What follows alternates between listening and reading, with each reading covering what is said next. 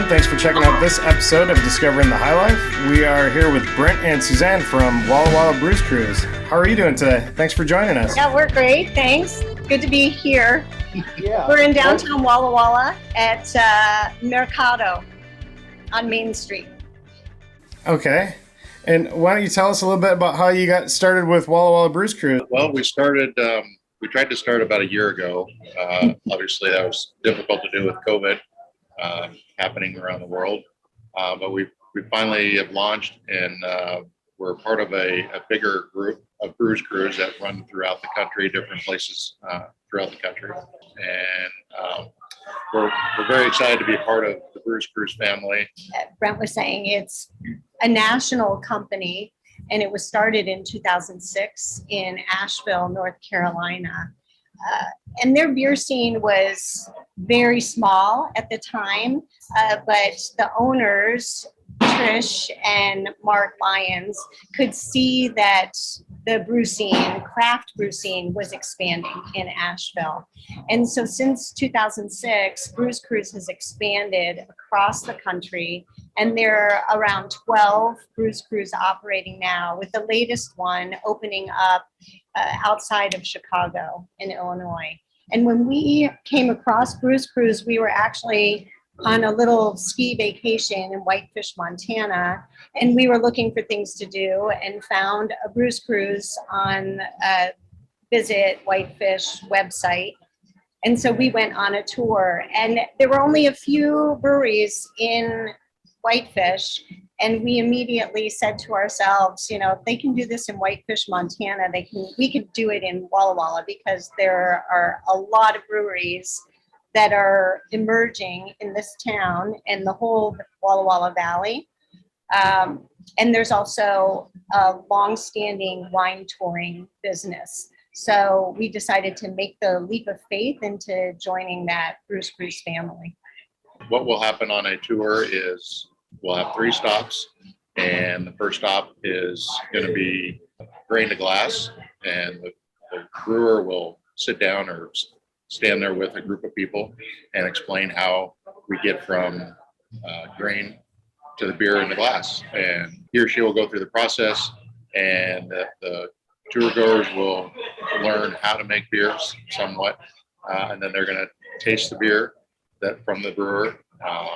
And then we'll move on from that first stop to the second stop, which is going to be more about styles of beer from whatever they are kind of specialized in.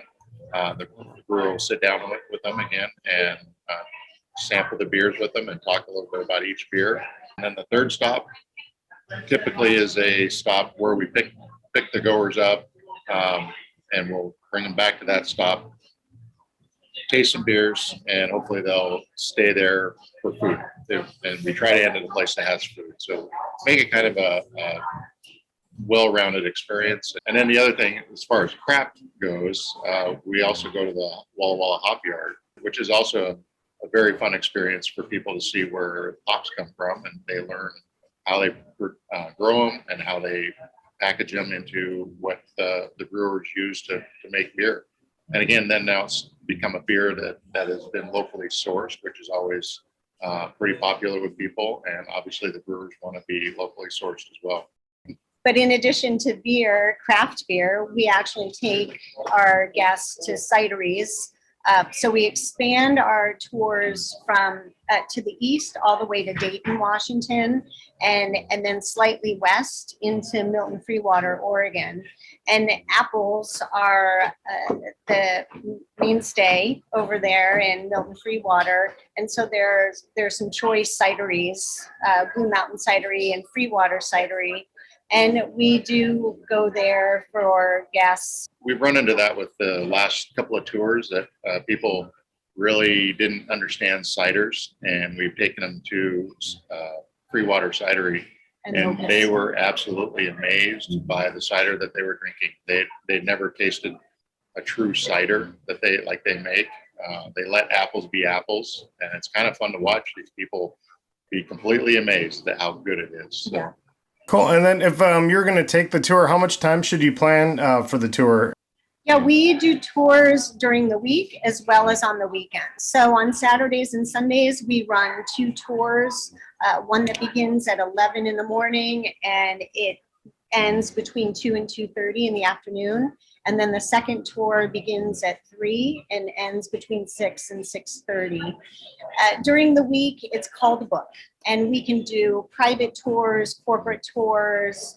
The beauty, I think, of our tours, though, is the ability for people to be able to get out in the Walla Walla Valley and actually have someone else who is versed in not just the craft industry in this town, but the deep history of the area. So I've lived here for 20 years. Brent was born and raised in Walla Walla and is a retired firefighter. And I'm a professor at Whitman College. And so we like to be able to share our knowledge of the area and our love of the area, but especially the scenery. It's a gorgeous place to come. For people who haven't been to Walla Walla, it's fantastic to see the town up against the Blue Mountains and the waving grain fields is spectacular. Yeah, that's awesome. So with all that experience, that's another good thing for our viewers is if you could give us a couple other places that you might recommend we visit while we're there. We both have our favorites. I'll lead, and our favorites overlap for sure. But I can say that Burwood Brewery is one of our go-to places. The beer maker there, Dave Marshall, specializes in German Pilsners, and they have an outdoor area that is vast and has gorgeous views. And Dave's connection to brewing goes way back to when he worked with Pyramid in Seattle decades ago. That area is owned by the Port of Walla Walla, where they have incubators for young winemakers as well. So you can be up in that area and enjoying craft beer at Burwood or at Port Brewery, but you could also pop into a couple of little tasting rooms for new winemakers. And then food-wise, we like to be downtown, although there are food trucks that go to the breweries as well, and we try to time some of the visits when they're there.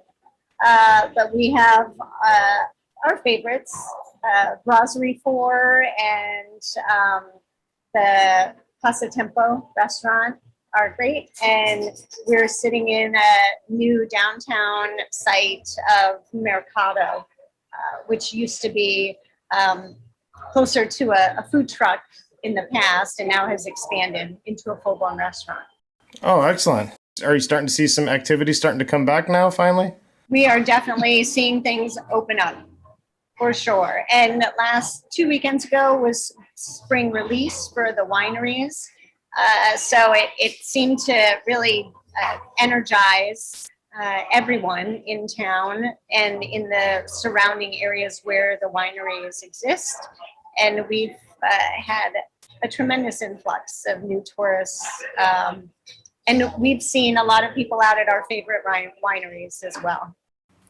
Great. How do we book a tour with you guys? Where should we go? Go to wallawallabrewscruise.com and you can book a tour through the website.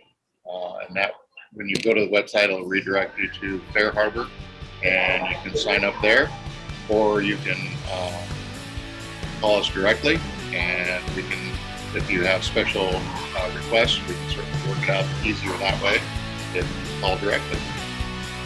We just need to get you over to Walla Walla, Tim. We'll take you on a tour. Yes, we would love to come and see you guys. Hopefully we can make it this summer, and I really appreciate you guys doing this interview with me and being part of our show. Yeah, thank you. Good to see you. Thank you. All right, stay well. All right, bye.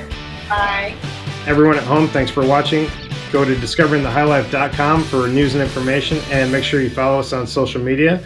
New episodes every Thursday. Cheers.